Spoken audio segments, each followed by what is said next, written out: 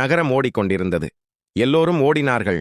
அதில் ஒருவன், அரின், வேகமாக ஓடினான். ஆனால் அவன் மனம் மட்டும் நின்றிருந்தது. அமைதியான இரவு சத்தம். இரவு முழுதும் கைபேசியில் ஒளி மிளிர்ந்தது. கண்ணாடியில் தன் முகத்தை பார்த்தான் அரின். அழுத்தம், சோர்வு, வெறுமை மட்டுமே இருந்தது. அவன் முடிவெடுத்தான், அமைதி தேடணும் என்று. அவன் பையை எடுத்தான், நகரத்தை விட்டான், மேகங்கள் தொட்ட மலைக்குச் சென்றான்.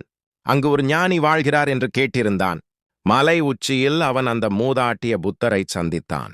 அவன் கேட்டான், ஆசிரியரே, அமைதியை எப்படி காணலாம்? மூதர் சிரித்தார். இந்த நீர் நிரம்பிய கோப்பையை எடுத்து நட் என்றார். அரின் நடக்க ஆரம்பித்தான். அவன் பார்வை முழுவதும் அந்த கோப்பையில், ஒரு துளியும் சிந்தாமல். அவன் திரும்பி வந்தான். மூதர் கேட்டார், நீ வழியில் என்ன கண்டாய்? அவன் சொன்னான், ஒன்றுமில்லை, நான் கோப்பையைத்தான் பார்த்தேன். மூதர் சிரித்தார். அப்படித்தான் மனமும் அமைதியை தாங்க வேண்டும். நீ அமைதியை பிடித்திருக்கிறாய் என்றால் உலக சத்தம் உன்னை சிதறவிடாது.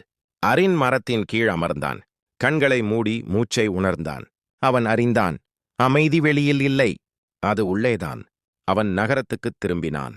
அதே கூட்டம், அதே சத்தம். ஆனால் இப்போது அவன் அமைதியாக நடந்தான். அவன் ஒரு கோப்பையில் தேநீர் ஊற்றினான். சிரித்தான். மனம் நிறைந்திருந்தது.